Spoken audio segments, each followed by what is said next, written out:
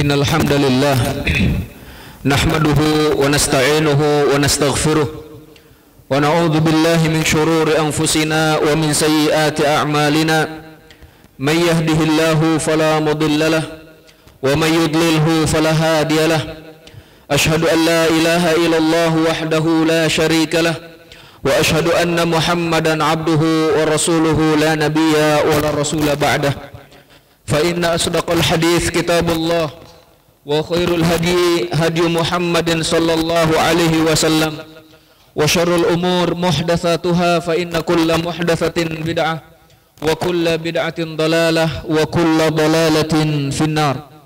Usikum wa nafsi bitaqwallah fa inna akramakum indallahi atqakum. Usikum wa nafsi bitaqwallah fa inna khairaz zadi taqwa. Qala Allah Ta'ala fi kitabihil karim, a'udzu billahi minasy syaithanir rajim. Ya ayyuhalladzina amanu taqullaha haqqa tuqatih wa la tamutunna illa wa antum muslimun. Wa qala ya ayyuhan nasu taqu rabbakumul ladzi khalaqakum min nafsin wahidah wa khalaqa minha zawjaha wa batha minhuma rijalan katsiran wa nisaa'a wattaqullaha alladzi tasaaluna bihi wal arham innallaha kana 'alaikum raqiba. Wa qala ya ayyuhalladzina amanu taqullaha wa qulu qawlan sadida yuslih lakum a'malakum wa yaghfir lakum dhunubakum wa may yuti'illaha wa rasulahu faqad faza fawzan 'azima. Amma ba'd. Hadirin sidang Jumat hafizakumullah, bersyukur kepada Allah atas karunia yang senantiasa terlimpah curahkan kepada kita. Kemudian kita pun memanjatkan salawat dan salam agar senantiasa tercurah limpahkan keharibaan tercinta Nabi akhir zaman, Nabi Muhammad sallallahu alaihi wasallam, kepada keluarganya, sahabat-sahabatnya, tabi'in, tabi'ut tabi'in, dan kepada segenap umatnya yang senantiasa mengikuti jejak langkahnya sampai hari kiamat kelak. Khatib berpesan kepada pribadi khatib dan kepada seluruh jamaah sidang Jumat hafizakumullah untuk meningkatkan ketakwaan kepada Allah. Takwa dengan sebenar-benarnya takwa, takwa yang akan menyelamatkan kita dari panasnya api neraka, takwa dengan menjalankan perintah-perintahnya dan menjauhi larangan-larangannya. Ayyuhal hadirun hafizakumullah, di antara kandungan Al-Qur'anul Karim adalah berisi tentang kisah, baik itu adalah kisah orang-orang terdahulu ataupun juga kisah para nabi secara khususnya hopas sekalian. Dan dari sekian kisah para nabi, maka ada seorang nabi yang disebutkan paling banyak di dalam Al-Qur'anul Karim. Ada yang menyatakan namanya disebut 136 kali di dalam Al-Quran, di dalam 34 surat. Hal ini menunjukkan bahwa dalam kisah nabi ini terdapat banyak sekali pelajaran. Dalam kisah Rasul ini terdapat banyak sekali ibrah yang harus kita senantiasa menggali dan mencari hikmah di baliknya. Nabi ini adalah Nabi Musa alaihi salam. Allah Subhanahu wa taala memuji Nabi Musa, wadhkur fil kitabi Musa innahu kana mukhlasan wa kana rasulan nabiyya. Hai Muhammad sallallahu alaihi wasallam, ingatlah olehmu di dalam Al-Qur'anul Karim kisah Nabi Musa. Jadi Rasulullah sallallahu alaihi wasallam diperintahkan oleh Allah mengingat, mentadaburi ataupun juga menghayati kisah Nabi Musa alaihi salam. Innahu kana mukhlasa, bahwa Nabi Musa itu adalah pilihan Allah dari sekian ribu manusia, sekian juta manusia. Allah memilih beliau menjadi seorang rasul. Innahu kana mukhlasa wa kana rasulan nabiyya, dan beliau pun adalah seorang rasul dan juga seorang nabi. Allah Subhanahu wa taala mengistimewakan Nabi Musa dengan mengajaknya berbicara langsung tanpa perantara. Wa kallamallahu Musa taklima. Allah Subhanahu wa taala berbicara dengan Nabi Musa secara langsung tanpa perantara malaikat Jibril, sehingga Nabi Musa disebut sebagai kalimullah, seorang rasul yang langsung diajak berbicara oleh Allah Subhanahu wa taala. Nabi Musa alaihi salam diberikan keistimewaan pula adalah berupa Taurah. Wa katabna lahu fil alwah min kulli syai'. bahwasannya kami telah menuliskan kepadanya di dalam lembaran-lembaran tersebut, yaitu adalah yang berisi kitab Taurat, Bapak sekalian, dan berbagai keistimewaan-keistimewaan lain disebutkan oleh Allah Subhanahu wa taala di dalam Al-Qur'anul Karim. Inti pembahasan khatib pada kesempatan kali ini hanya ingin menyampaikan sekilas ataupun juga secercah ataupun juga sebagian daripada persamaan antara Nabi Musa dengan Nabi Muhammad sallallahu alaihi wasallam. Ayyuhal ikhwah hafizakumullah. Kita tahu bahwasannya baik Nabi Musa ataupun Nabi Muhammad sallallahu alaihi wasallam keduanya adalah nabi. Nabi Musa ataupun Nabi Muhammad sallallahu alaihi wasallam keduanya adalah rasul. Nabi Musa ataupun Nabi Muhammad sallallahu alaihi wasallam adalah ulul azmi. Dari ratusan nabi, 313 ataupun 124.000 nabi, Allah memilih 313 rasul. Dari sekian ratus rasul, Allah memilih 5 ulul azmi, dan diantaranya adalah Nabi Musa dan Nabi Muhammad sallallahu alaihi wasallam. Sisi persamaan yang lainnya, Bapak sekalian, baik Nabi Musa ataupun Nabi Muhammad sallallahu alaihi wasallam keduanya diberikan Alkitab. Nabi Musa diturunkan kepadanya Taurat, Nabi Muhammad diturunkan kepadanya Al-Qur'anul Karim. Walaupun ada sisi perbedaan dalam penurunannya, kalaulah Nabi Musa alaihissalam diturunkan kepadanya kitab Taurat secara sekaligus, maka Al-Qur'anul Karim diturunkan kepada Nabi Muhammad sallallahu alaihi wasallam selama kurang lebih 23 tahun, Bapak sekalian. Jadi diturunkan secara berangsur-angsur, dan inilah yang menjadikan orang-orang kafir senantiasa bertanya-tanya, laula unzila alaihi al-Qur'anu jumlatan wahidah. Kenapa Al-Qur'an tidak diturunkan secara sekaligus kepada Nabi Muhammad sallallahu alaihi wasallam sebagaimana kitab-kitab sebelumnya diturunkan sekaligus, sebagaimana kitab Taurat, Injil, Zabur diturunkan secara sekaligus. Kenapa Al-Qur'an tidak diturunkan secara sekaligus? Allah menyatakan, qala kadzalika linutsabbita bihi fuadak.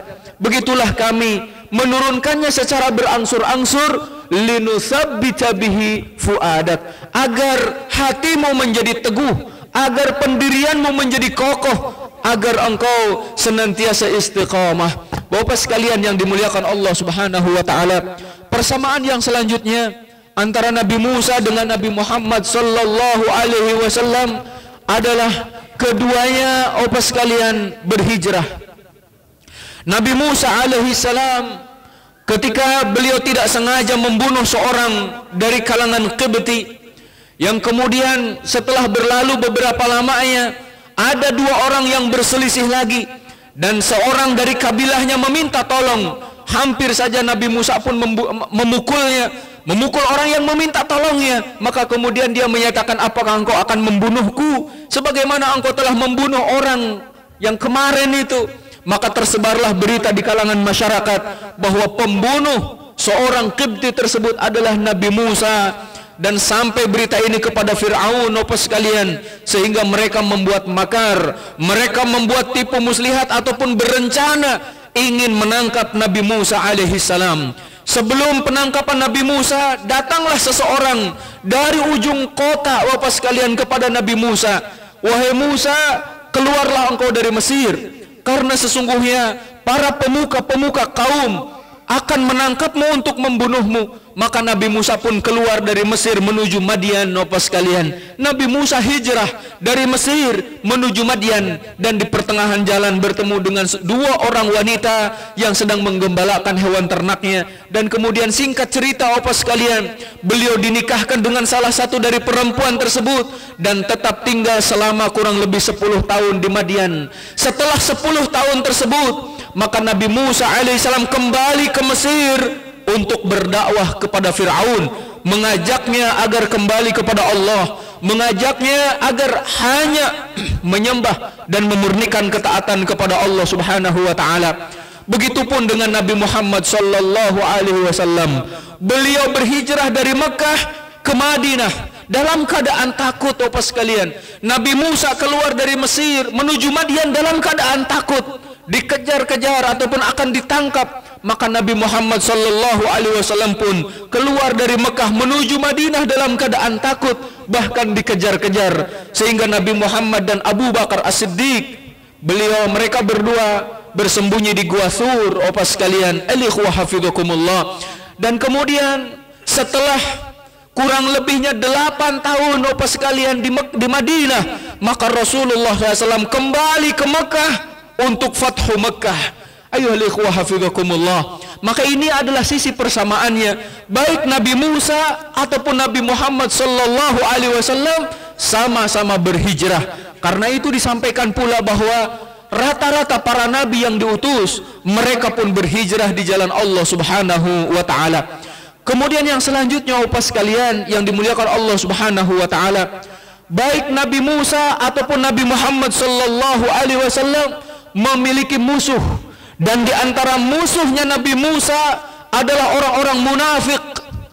Kita tahu di zaman Nabi Musa ada Qarun.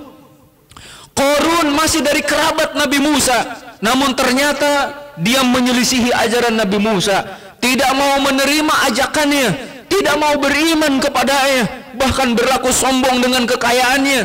Dan selanjutnya, kemudian juga pada zaman Nabi Musa ada Samiri yang merubah haluan tauhid, Bapak sekalian, menjadi penyembahan kepada anak sapi. Kemudian juga ada Haman dan yang lainnya, alikhwa hafidhakumullah, orang-orang munafik yang kemudian merongrong dakwahnya Nabi Musa dari dalam. Bahkan juga ketika Nabi Musa akan berjihad di jalan Allah Subhanahu wa taala, ketika beliau ingin memasuki Baitul Maqdis ataupun Palestina secara umum, Bapak sekalian, Nabi Musa mengajak mereka untuk berjihad. Orang-orang munafik menyatakan, faqalu ya Musa, inna lan nadkhulaha abadan madamu fiha. Kami tidak akan pernah memasuki kota Palestina tersebut selama-lamanya, selama bangsa tersebut masih ada di dalamnya. Fadhhab anta wa rabbuka faqatila inna hahuna qa'idun. Udah kamu saja berdua wahai Musa dengan Allah berperang, berjihad, kami duduk saja di sini. Itu adalah watak orang munafik, Bapak sekalian. Ketika akan berangkat berjihad, justru mereka menyatakan, kamu saja berdua wahai Musa dengan Tuhanmu berjihad, kami nunggu di sini. Ikhwah hafidhakumullah. Dan ini pun yang dihadapi oleh Nabi Muhammad sallallahu alaihi wasallam. Di antara musuhnya adalah orang-orang munafik.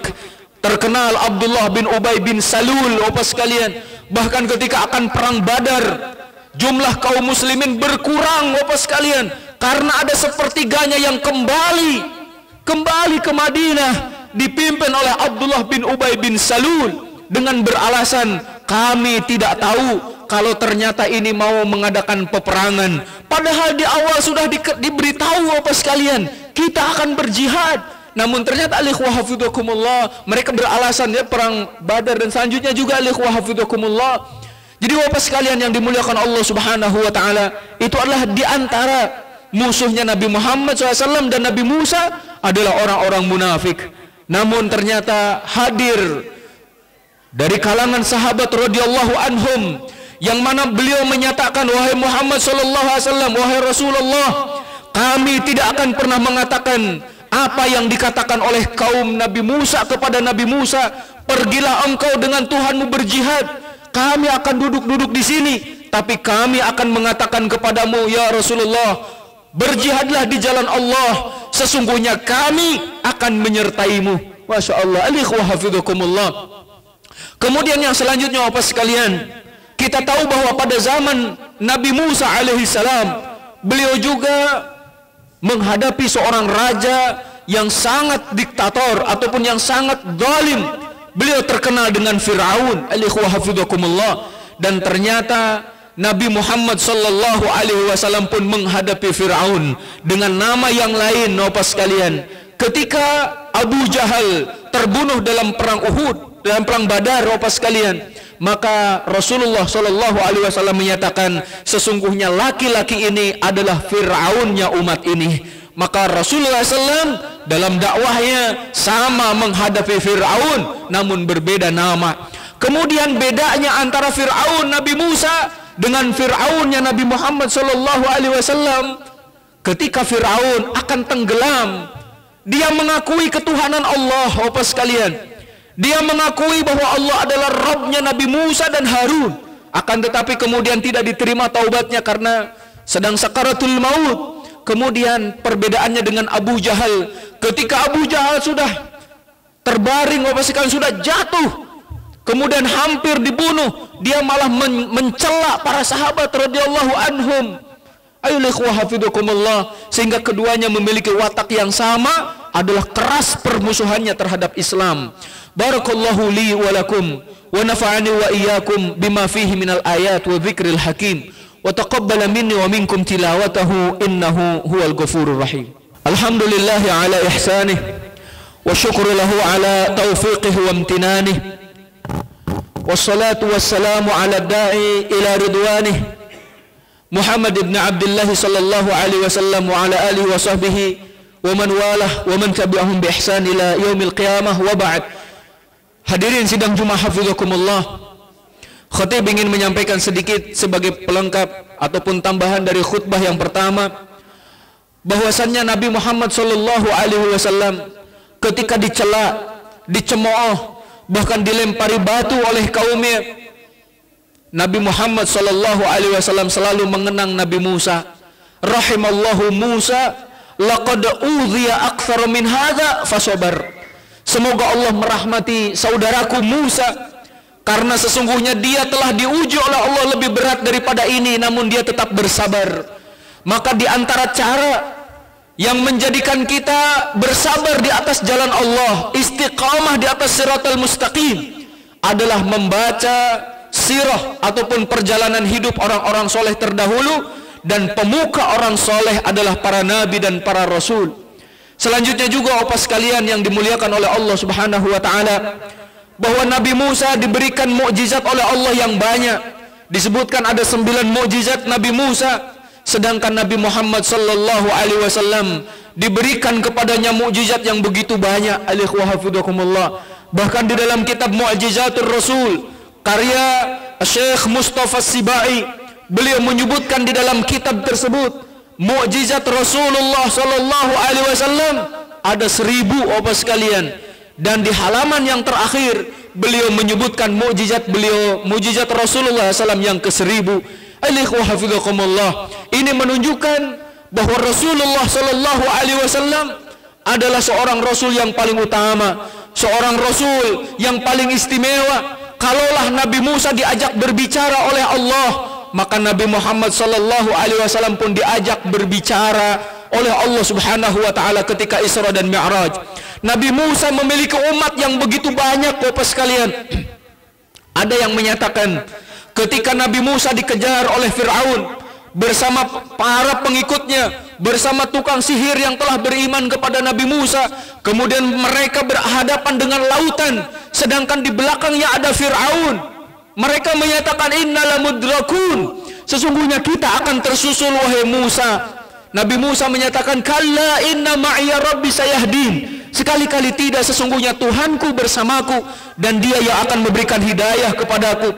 Ada yang menyatakan jumlah pengikut Nabi Musa pada waktu itu 670.000 orang Bapak sekalian. Banyak sekali. Ini berbeda dengan nabi-nabi sebelumnya, dan bahkan ketika Isra dan Mi'raj, Nabi Muhammad sallallahu alaihi wasallam bertemu dengan Nabi Musa, kemudian beliau mendapatkan perintah untuk sholat 50 waktu dalam sehari. Nabi Musa bertanya, apa yang telah diwajibkan oleh Tuhanmu? Diwajibkan kepadaku sholat 50 hari, 50 kali dalam sehari. Maka kata Nabi Musa, mintalah keringanan kepada Allah. Demi Allah, aku sudah mencoba sebelummu, umatmu tidak akan pernah sanggup. Maka Nabi Muhammad SAW pun meminta keringanan kepada Allah sampai diringankan 40. Bertemu lagi dengan Nabi Musa, diperintahkan minta keringanan terus 30, 20, 10, sampai kemudian menjadi 5 kali dalam sehari. Bertemu lagi dengan Nabi Musa, berapa kali engkau diperintahkan untuk sholat dalam sehari? 5 kali wahai Nabi Musa. Minta lagi keringanan kepada Allah karena umatmu tidak akan sanggup. Kata Nabi Muhammad sallallahu alaihi wasallam, aku malu kepada Allah, sudah berulang-ulang minta keringanan Bapak sekalian, Ternyata benar ikhwah, di zaman kita sekarang masih banyak orang yang keberatan sholat 5 waktu, apalagi kalau 50 waktu. Ikhwah hafizakumullah. Di antara manusia ada yang baru sholat hanya seminggu sekali, ada yang hanya Jumat Sabtu barangkali Bapak sekalian, ada yang Senin Kemis, ada juga yang hanya Idul Fitri dan Idul Adha.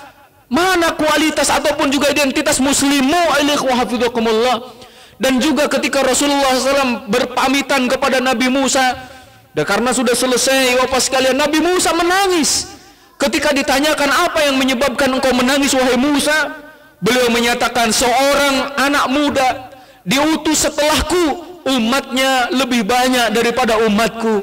Masya Allah, ikhwah hafizakumullah. Maka Rasulullah SAW menganjurkan kepada umatnya, tazawwazul wadud al-walud fa inni mukatsirun bikumul umama yaumal qiyamah. Nikahi oleh kalian wanita yang penuh cinta kasih, wanita yang banyak melahirkan anak, karena sesungguhnya aku akan membanggakan jumlah kalian di hadapan Allah, di hadapan para nabi pada hari kiamat. Bapak sekalian yang dimuliakan Allah Subhanahu wa taala, 2 anak lebih itu baik Bapak sekalian daripada 2 anak lebih baik. 2 anak lebih baik Bapak sekalian, karena jumlah kita dihadapkan ataupun dibanggakan oleh Allah di hadapan para nabi pada hari kiamat. Inilah yang dapat khutib sampaikan dalam khutbah kali ini. Semoga ada manfaatnya Bapak sekalian. Yang benar tentu datang dari Allah Subhanahu wa taala dan Rasulnya. Adapun yang keliru maka sudah pasti dari khatib dan dari syaitan. Khatib bertaubat kepada Allah Subhanahu wa taala, dan marilah kita tutup dengan doa. Allahumma shalli ala Muhammad wa ala ali Muhammad kama sallaita ala Ibrahim wa ala ali Ibrahim wa barik ala Muhammad wa ala ali Muhammad kama barakta ala Ibrahim wa ala ali Ibrahim fil alamin innaka Hamidum Majid. Allahumma ighfir lil muslimina wal muslimat wal mu'minina wal mu'minat al ahya'i minhum wal amwat innaka sami'un qaribun mujibud da'awat ya qadi al hajat. Allahumma la tada' lana al yawma dhanban illa ghafartah wa la hamman illa farajtah wa la karban illa nafastah wa la daynan illa qadaitah wa la maridan illa shafaitah wa la mayyitan illa rahimtah wa la hajatan min hawaijid dunya wal akhirah illa qadaitaha ya arhamar rahimin. Rabbana hab lana min azwajina wa dhurriyyatina qurrata a'yun waj'alna lil muttaqina imama. Rabbana atina fid dunya hasanah wa fil akhirati hasanah wa qina adzaban nar. Subhana rabbika rabbil izzati amma yasifun wa salamun alal mursalin walhamdulillahi rabbil alamin. Aqimissalah.